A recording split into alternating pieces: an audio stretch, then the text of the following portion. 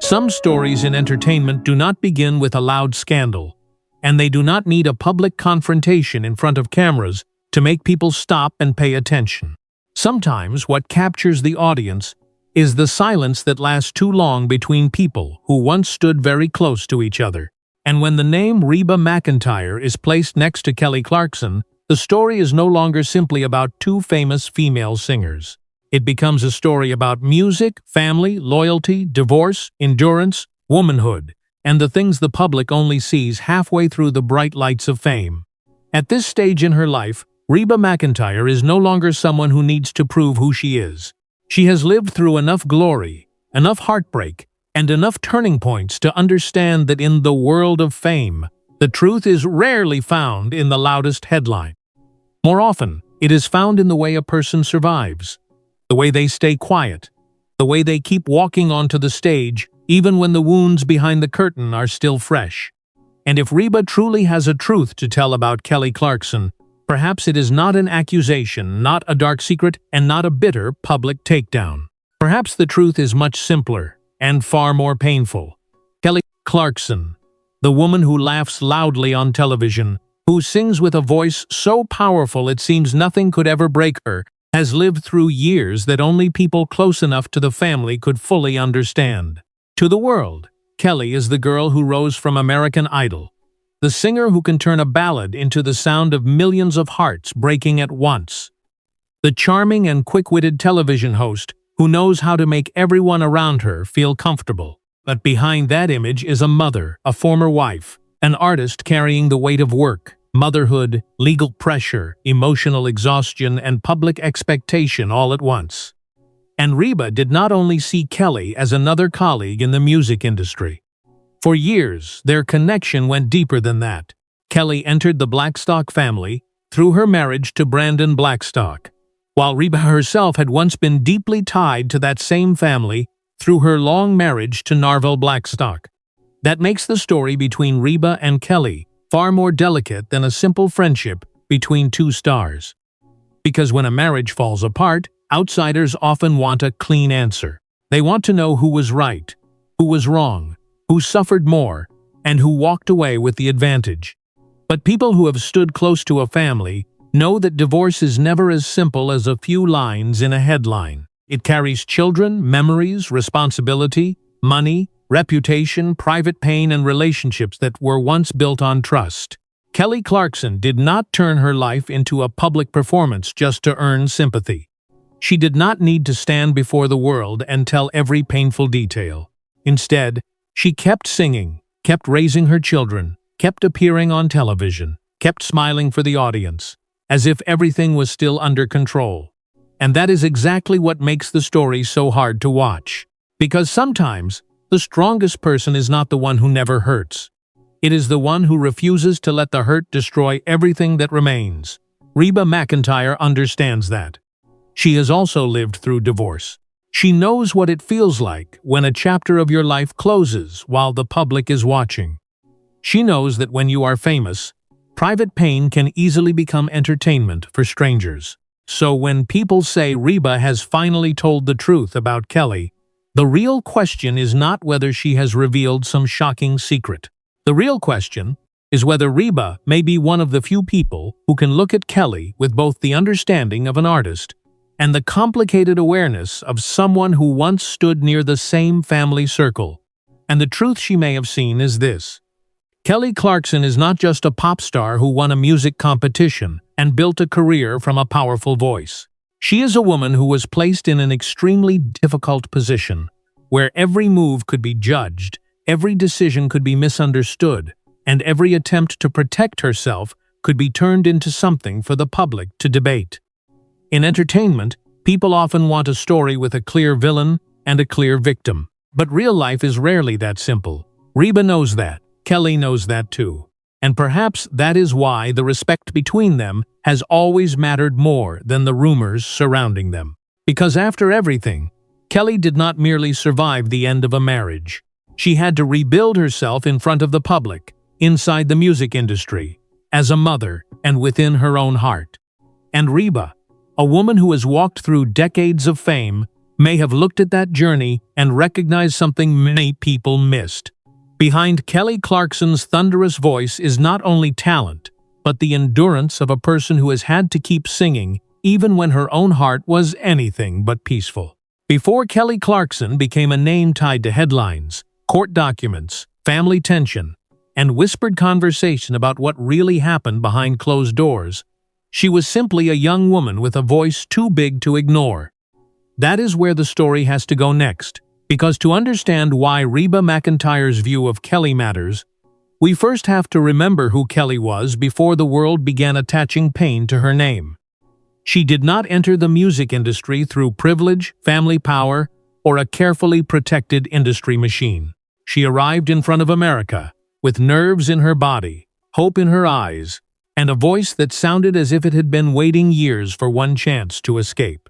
When she won American Idol, people saw a fairy tale. They saw a normal girl becoming a star overnight. They saw confetti, applause, television magic, and the birth of a new celebrity. But what most people did not understand was that winning was not the end of pressure. It was the beginning of a much heavier kind of pressure, the kind that follows you every morning after the lights go off. Kelly had to prove she was not just a television moment.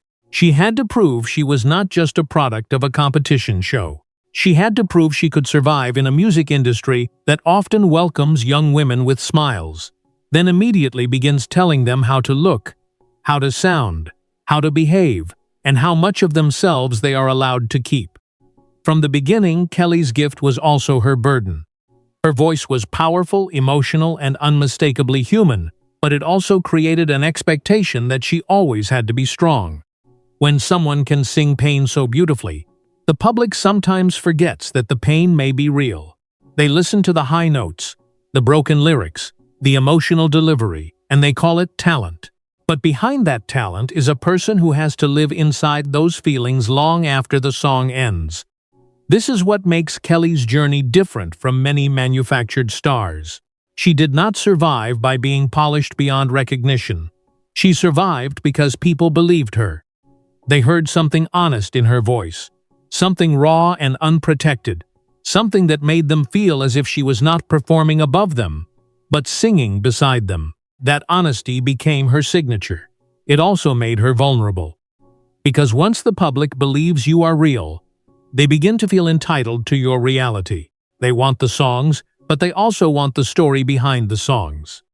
They want the smile, but they also want to know what broke it. They want the comeback, but first they want to watch the fall. And Kelly, whether she wanted it or not, became one of those artists whose personal life could never remain completely separate from her music. That is where Reba's presence in the larger story becomes so important. Reba came from a different generation of fame, but she understood the cost of being a woman in music. She understood what it meant to be praised for strength, while privately carrying exhaustion. She understood how audiences can love a woman's voice while still judging her choices. And in Kelly, Reba likely saw not just a younger artist, but someone walking a road that was familiar in its own painful way. The difference was that Kelly's rise happened in a more exposed era. Every appearance, every interview, every expression, every change in her body, every change in her marriage, every move in her career could become a conversation. There was almost no place to hide. And still, Kelly kept building. She moved from the identity of a singing competition winner into the identity of a legitimate artist, then into the identity of a television personality, then into the identity of a woman who could hold a room not only with her voice, but with her warmth. That warmth mattered. It made people feel close to her. But it also meant that when her marriage began to unravel publicly, many people reacted as if they personally knew what she should do. Some wanted her to speak more. Some wanted her to stay silent. Some wanted details. Some wanted blame. Some wanted a villain. But Kelly's life was not a courtroom drama written for strangers. It was a real family crisis involving children, history, money, loyalty, and heartbreak. And while the public tried to read every sign, Reba stood in a unique position. Close enough to understand the emotional weight, experienced enough to know the danger of careless words, and wise enough to understand that sometimes silence is not weakness. Sometimes silence is protection. For Kelly, the hardest part may not have been the end of love itself, but the requirement to remain functional while everything changed. She still had to work. She still had to parent. She still had to appear composed. She still had to sit under bright studio lights and be charming, generous, funny, and professional. That is a kind of strength people rarely measure correctly. It is easier to admire someone when they make a dramatic speech, when they cry openly, when they declare a new beginning. It is harder to recognize strength in the quiet routine of surviving another day without letting the world see how heavy the day feels. And this may be the truth Reba understood about Kelly long before many others did. Kelly was not trying to be perfect. She was trying to keep going. She was trying to protect her children from the noise. She was trying to preserve her dignity in a situation where dignity can easily be taken from a woman and repackaged as entertainment. She was trying to stay human in an industry that often rewards people for becoming characters. And while the headlines kept circling around what had been lost, Reba could see what remained: the voice, the work ethic, the humor, the maternal instinct, the emotional honesty, and the refusal to let one broken chapter define the entire book. That is why this story is not just about Reba finally telling the truth about Kelly. It is about the truth that Kelly's life has been telling all along. Fame did not protect her from heartbreak. Talent did not shield her from betrayal, disappointment, or loneliness. Success did not make her immune to the private disasters that can happen inside any family. But what made Kelly different was that she did not disappear into bitterness. She turned the pain into motion. She kept standing where others might have collapsed. And somewhere in that long, complicated journey, Reba McEntire may have looked at Kelly Clarkson and seen something deeper than a former family connection. She may have seen a woman who had been underestimated, misunderstood, and wounded, but not defeated. To understand why Reba McEntire's silence around Kelly Clarkson always felt heavier than an ordinary celebrity silence, we have to look at the family connection that made everything so complicated. Reba was not just a country legend watching another singer go through a public divorce. She was not merely an older star offering distant sympathy to a younger artist.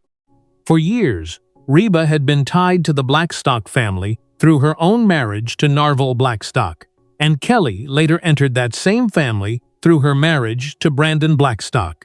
That connection created a strange emotional triangle, not in the scandalous way gossip columns might try to frame it, but in a deeply human way.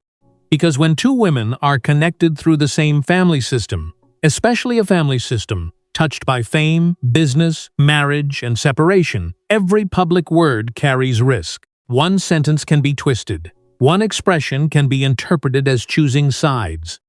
One moment of honesty can become tomorrow's headline. And Reba, more than most people, understood the cost of saying too much in a world that rewards misunderstanding. She had built her career not only on talent, but on control, grace, and emotional intelligence. She knew when to speak, and more importantly, she knew when not to give the public the messy explanation it wanted.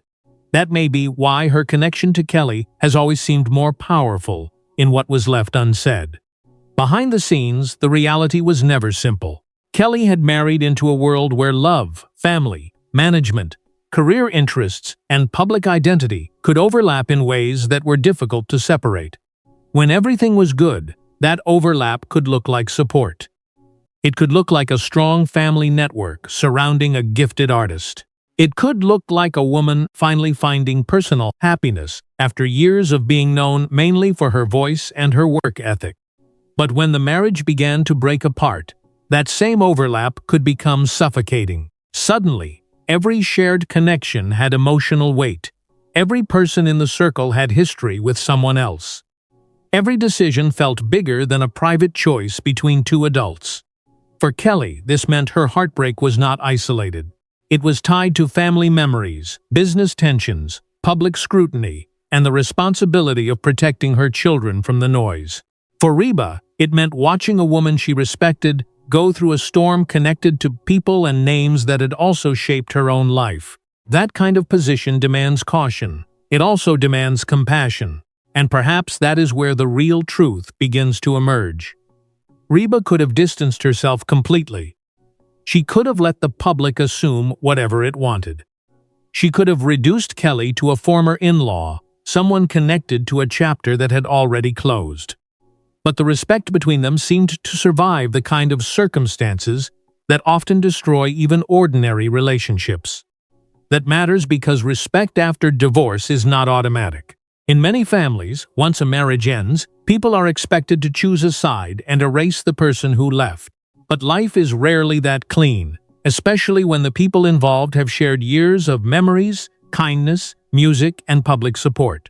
Reba's continued warmth toward Kelly, and Kelly's own respectful way of speaking about Reba, suggested something the headlines could not easily exploit: that their bond was not built only on legal family ties. It was built on mutual admiration. It was built on two women recognizing each other's strength. It was built on the kind of understanding that does not need to be shouted to be real. And this is what makes the story so emotional. Because Kelly Clarkson's divorce was not just another celebrity breakup. It became a test of how much pressure one woman could absorb while still presenting herself to the world with dignity. There were legal matters, financial disputes, custody concerns, and constant speculation. Yet Kelly rarely behaved like someone trying to destroy everyone around her in order to save herself. Instead, she turned much of her pain inward, and then, eventually, into art. That is what artists do when speaking directly is too dangerous or too exhausting. They sing what they cannot say. They transform private ache into something the public can feel, without ever knowing every private detail. Reba would understand that language better than almost anyone. Country music, at its core, has always been about turning complicated human pain into something simple enough to sing and deep enough to remember. Reba built an empire on that emotional code. Kelly, though shaped by pop, soul, and television fame, carried the same instinct. She knew how to make heartbreak sound honest. She knew how to let a lyric carry what an interview never could. And perhaps that is why Reba's view of Kelly has always seemed rooted in something deeper than sympathy. It may have been recognition. Reba knew what it meant to be a woman whose strength becomes part of her brand, even when that strength costs her privately. She knew what it meant to be expected to remain elegant, composed, and generous while the inside of your life was changing. She knew what it meant to keep working when people were discussing your pain as if it belonged to them. And when she looked at Kelly, she may have seen a younger woman facing a modern version of the same old trial: how to survive heartbreak without letting the world define you by it. That is the quiet tragedy inside Kelly's story. She had to be vulnerable enough for people to believe her music, but strong enough that they would not pity her too much. She had to be honest enough to honor her own experience, but careful enough not to expose her children to unnecessary damage. She had to move forward, but not so fast that the public accused her of being cold. She had to heal, but not so publicly that her healing became another product. And through all of that, Reba's presence in the background gave the story a different kind of emotional weight. Because Reba represented a bridge to the past, a witness to the family complexity, and a reminder that Kelly's pain did not happen in isolation. It happened inside a network of people, choices, expectations, and consequences. So when people imagine Reba finally telling the truth about Kelly, they may be looking for one explosive sentence. But the real truth may be quieter. Reba saw Kelly endure something that could have made her bitter, reckless, or broken in public. Instead, Kelly kept choosing work, motherhood, music, and restraint. And sometimes restraint is the loudest truth of all. What made Kelly Clarkson's situation even harder was that her pain did not happen in private silence. It unfolded while she was still expected to be Kelly Clarkson, the smiling host, the generous coach, the powerhouse vocalist, the woman who could walk into a room and make everyone else feel lighter. That is the cruel contradiction of fame. The public loves vulnerability when it is packaged inside a song, a carefully edited interview, or a triumphant comeback moment. But real vulnerability, the kind that arrives before the healing is complete, is much harder for people to accept. Kelly had to live through the collapse of a marriage while still functioning inside an industry that rarely pauses for anyone's heartbreak. Shows still needed to be taped. Songs still needed to be performed, cameras still turned on, audiences still expected warmth. And every time she appeared on screen with a smile, some people assumed she must be fine. But being able to smile is not the same as being untouched. Sometimes a smile is not evidence of peace. It is proof of discipline. Kelly understood that if she let every private emotion spill into public view, the story would no longer belong to her. It would be taken apart, rearranged, exaggerated, and sold back to the audience as entertainment. So she did what many strong women do when their lives become too complicated for easy explanation. She kept moving. She protected what she could. She let the music carry what ordinary words could not safely hold. And that is where Reba McEntire's perspective becomes so meaningful. Reba came from a generation of women in entertainment who learned early that pain had to be managed carefully. If you were too emotional, you were called unstable. If you were too quiet, people assumed you were hiding something. If you defended yourself too strongly, you were accused of bitterness. If you forgave too quickly, people questioned whether the pain was ever real. Reba understood that impossible standard because she had lived under it herself. So when Kelly faced her own public storm, Reba likely recognized the trap. She knew that Kelly could not win by explaining everything. She could not win by staying completely silent either.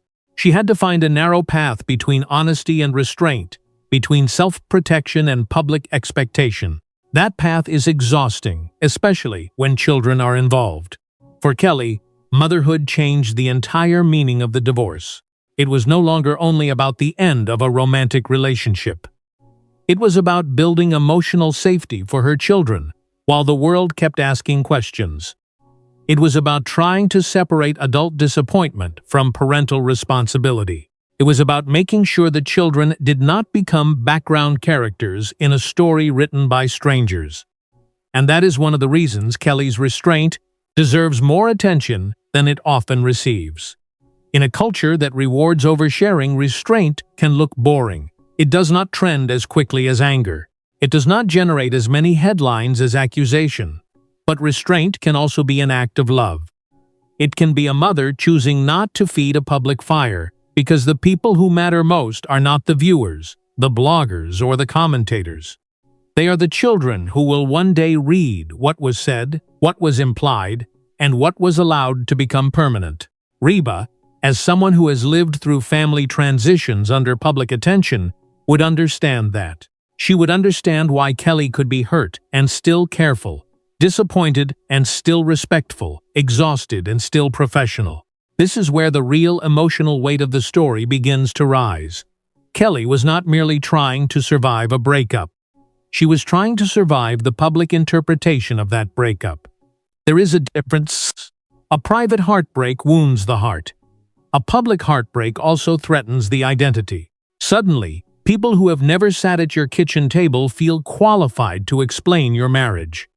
They take a legal filing and turn it into a moral judgment. They take a lyric and treat it like evidence. They take a facial expression and build an entire theory around it.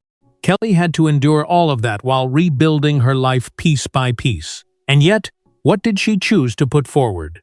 Work, music, motherhood, humor, emotional honesty but not recklessness, pain but not chaos. That is why Reba's unspoken truth about Kelly may be less about what happened between Kelly and Brandon, and more about what did not happen afterward.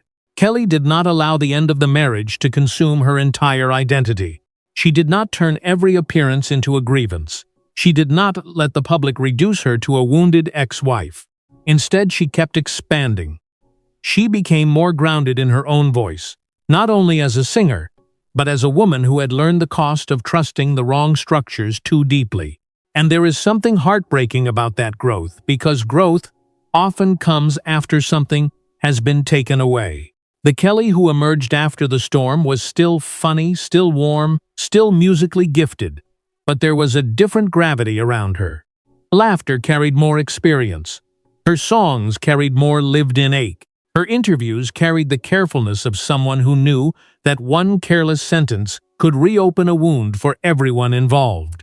Reba would have seen that, not as a headline, not as gossip, but as a woman recognizing another woman's endurance. And perhaps That is why the idea of Reba finally telling the truth about Kelly feels so powerful. The truth is not that Kelly was perfect. No real person is. The truth is not that every part of the story can be made simple. It cannot. The truth is that Kelly Clarkson walked through one of the most painful chapters of her adult life without surrendering the core of who she was. She kept her voice. She kept her humor. She kept showing up for her children. She kept respecting the weight of family even when that family had changed shape. And in a world that often mistakes loudness for strength, Kelly showed a quieter form of power.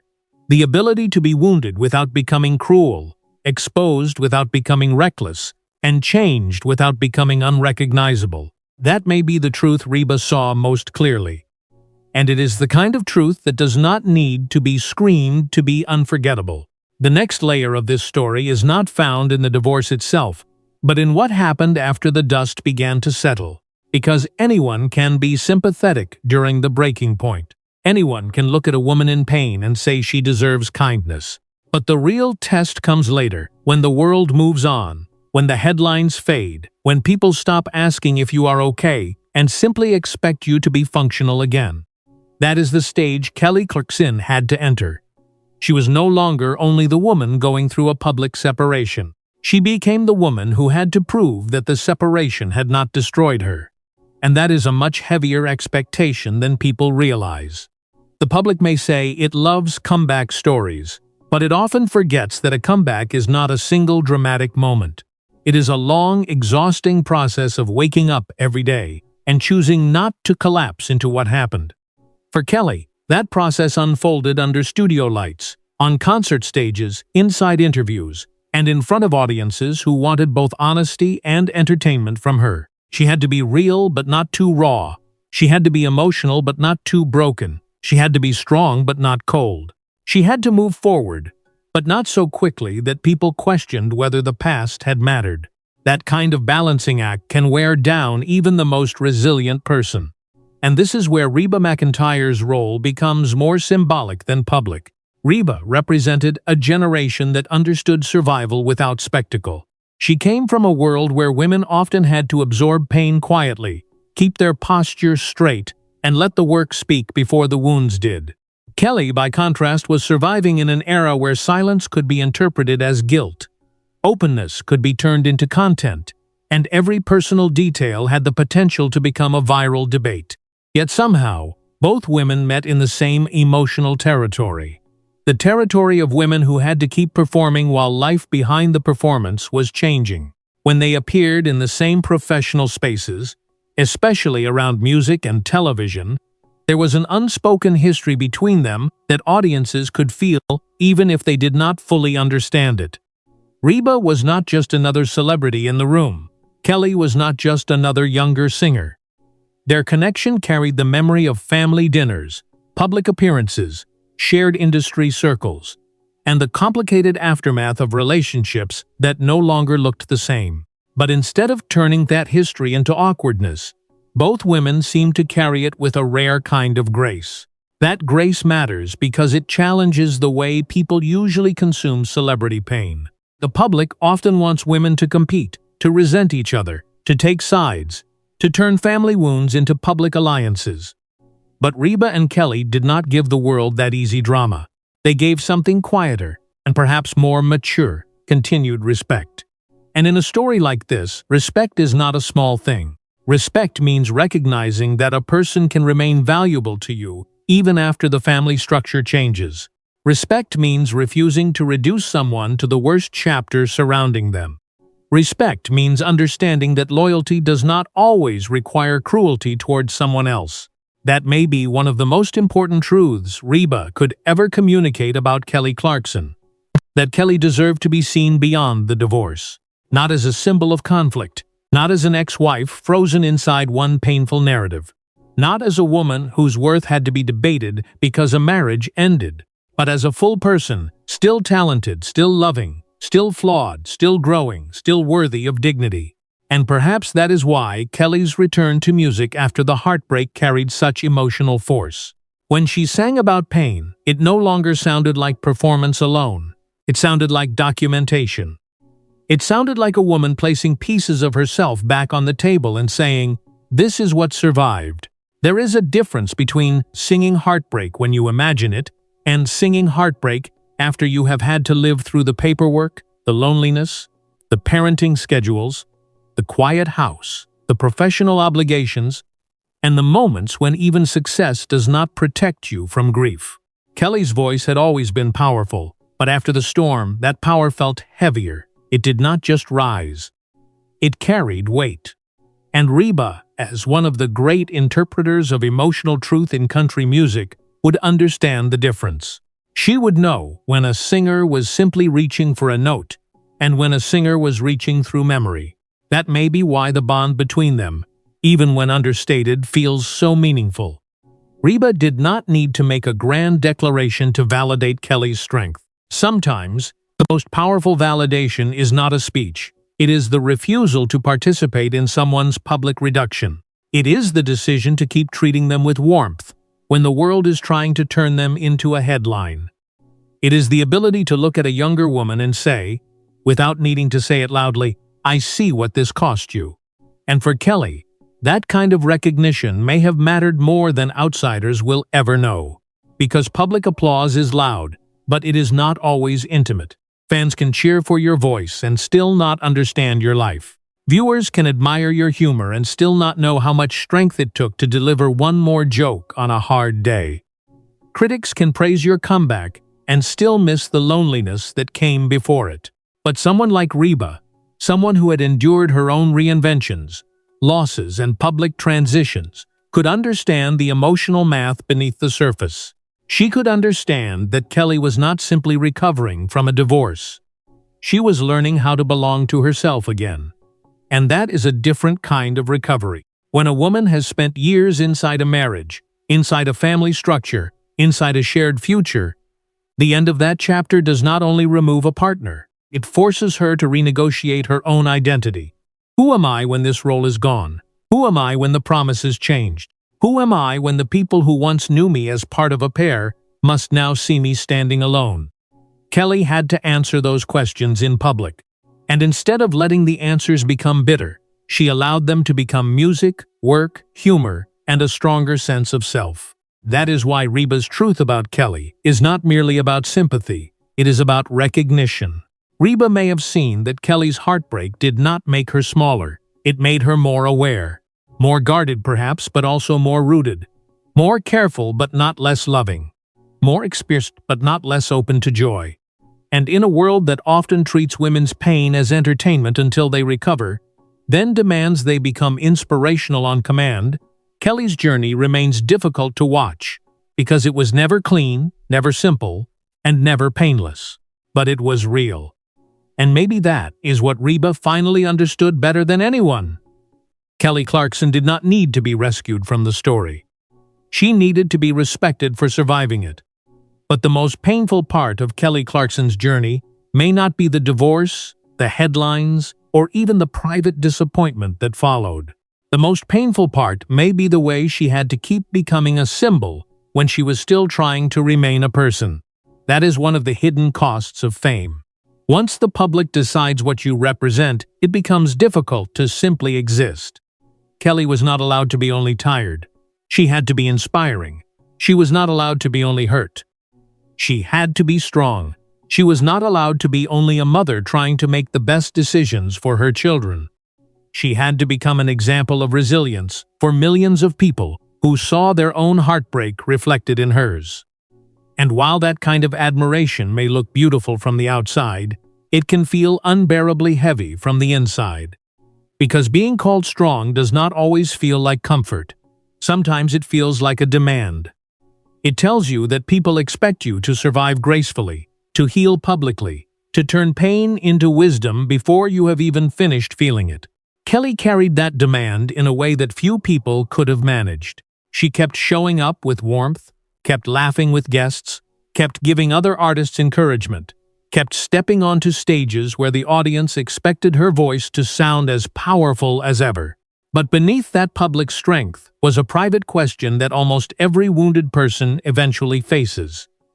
How long can I keep being strong before I admit that strength has cost me something?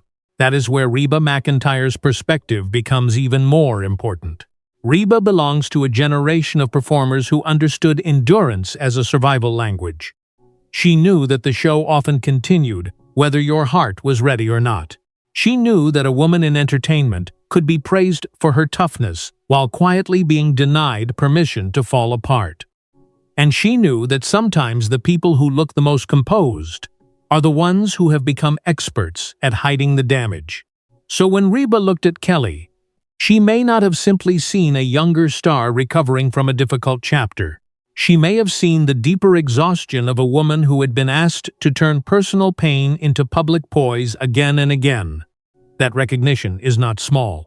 It is the kind of recognition that only comes from someone who has stood under the same kind of lights and understood how cold they can feel when your life is changing behind the scenes. And maybe this is the truth that makes their connection so moving. Reba did not need Kelly to perform strength in order to respect her. She already understood that survival itself was enough. The public, however, often wants more than survival. It wants a lesson. It wants perfect quote. It wants the wounded woman to explain what the wound taught her. But real healing is rarely so finite. Sometimes healing looks like getting through one ordinary morning. Sometimes it looks like answering an email, driving your children to school, sitting in makeup before a show, or singing a song without letting your voice reveal too much. Sometimes healing is not a dramatic transformation. It is simply the refusal to let pain become the only language you speak. Kelly's life after heartbreak seemed to carry that kind of quiet healing. She did not erase what happened. She did not pretend the damage had never existed. But she also did not allow it to take ownership of her future. That is a very difficult balance. If she spoke about pain, people could accuse her of using it. If she avoided it, people could accuse her of hiding. If she laughed, people could say she had moved on too quickly. If she cried, people could say she was not over it. That impossible standard follows many women, but it follows famous women with particular cruelty. Every emotion becomes a public exhibit. Every silence becomes suspicious. Every act of self-protection becomes something strangers believe they have the right to judge. Reba knew that world. She knew how quickly compassion could turn into curiosity, and curiosity into intrusion. Perhaps that is why her quiet respect toward Kelly carried more dignity than any dramatic public statement could have offered. She did not need to turn Kelly's pain into a performance. She did not need to position herself as the keeper of every answer. She seemed to understand that some truths are not meant to be shouted for public satisfaction. Some truths are meant to be protected, because real people are still living inside them, and that may be the clearest difference between gossip and wisdom. Gossip asks, "What happened?" Wisdom asks, "What did it cost?" When viewed through that lens, Kelly's story becomes much larger than one marriage or one family connection. It becomes the story of a woman learning how to stand in her own life again, after the structure around her changed. It becomes the story of an artist whose voice became even more layered, because she had lived through the kind of pain that cannot be faked. It becomes the story of a mother choosing restraint, because her children mattered more than public victory. And it becomes the story of Reba McEntire, an older woman who may have looked at all of this and recognized not scandal, but survival. That is why the phrase, "finally tells the truth," feels different here. The truth is not a secret confession. The truth is not a dramatic betrayal. The truth is that Kelly Clarkson endured a chapter that could have hardened her, but she kept enough softness to remain herself. She could have become cynical, but she kept laughing. She could have become guarded to the point of bitterness, but she kept connecting with people. She could have let the end of one relationship define the rest of her public identity, but she kept building beyond it. And maybe Reba's deepest truth about Kelly is that her strength was never loud in the way people expected. It was not about revenge. It was not about proving everyone wrong through anger. It was about continuing to live with grace when grace was not easy. It was about holding pain without letting pain hold the entire future hostage. And for anyone who has ever had to keep working, parenting, smiling, and breathing through a season they never asked for, that kind of strength is not just admirable. It is almost heartbreaking. And maybe this is where the story finally becomes less about what Reba McEntire said, and more about what Reba McEntire understood. Because at this point in her life, Reba does not need to chase attention by turning another woman's pain into a spectacle. She has lived too long, lost too much, rebuilt too often, and stood on too many stages to mistake noise for truth. If she looks at Kelly Clarkson now, she is not looking at a headline. She is looking at a woman who walked through fire without letting the fire become her entire identity. That is the part many people miss. The public often measures survival by the most visible results: the career, the awards, the ratings, the songs, the interviews, the applause. But the deepest kind of survival happens where cameras cannot reach. It happens in the quiet decisions no one celebrates. It happens when a mother chooses calm because her children need stability more than the public needs drama. It happens when an artist returns to the studio not because her heart is fully healed, but because music is the only place where the pain can breathe without destroying her. It happens when a woman who has been misunderstood still refuses to become cruel. That may be the truth Reba saw in Kelly. Not perfection, not innocence wrapped in a simple story. Not a woman who never made mistakes or never felt anger, but a woman who kept choosing dignity when bitterness would have been easier. And that kind of truth is not always exciting enough for gossip, but it is powerful enough to last. Kelly Clarkson's journey has always been built on more than talent. Talent opened the door, but endurance kept her standing there. Her voice made people listen, but her humanity made people stay. She became famous because she could sing, but she became beloved because people felt something real in her. That realness is also what made her pain so hard to watch. When someone has spent years making audiences feel less alone, there is something deeply unsettling about realizing she may have been lonely herself. When someone has given the world songs of strength, heartbreak, freedom, and survival, it is painful to imagine the private moments when she had to ask herself whether she still believed those words. And yet she kept going, she kept working, she kept showing up, not in a flawless way, not in a manufactured way, but in a human way. That is why Reba's connection to Kelly still carries emotional weight. Reba represents a kind of witness. She is a woman from another generation of fame, another tradition of music, another era of public womanhood, but she understands the same essential burden. How difficult it is to be admired for strength, when strength is the very thing exhausting you. She understands that audiences can praise a woman's resilience without understanding how expensive that resilience was. She understands that sometimes a woman smiles not because life is easy, but because she has learned that falling apart in public can cost more than people realize. And maybe that is why, when people frame this story as Reba finally telling the truth about Kelly Clarkson, the real truth is not a secret hidden in some dramatic confession. The real truth has been visible all along. It was in Kelly's restraint. It was in the way she protected her children from becoming props in a public conflict. It was in the way she used music to process pain without turning every wound into a weapon. It was in the way she continued to respect the complexity of family, even after the shape of that family changed. And it was in the way Reba, instead of feeding the hunger for scandal, seemed to honor the deeper human story underneath it. Because at the end of the day, there are no easy winners when a family breaks. There are only people trying to live with the pieces. Some pieces are legal, some are emotional, some are financial. Some belong to children who never asked for any of it. Some belong to memories that do not disappear just because a marriage ends. And that is what makes Kelly's story so moving. She did not come out of that chapter untouched. No one does. But she came out of it still herself. Changed, yes. More careful, perhaps. More aware of what love can cost, what trust can risk, and what silence can protect. But still warm, still funny. Still able to sing as if the heart, even after breaking, can become a stronger instrument.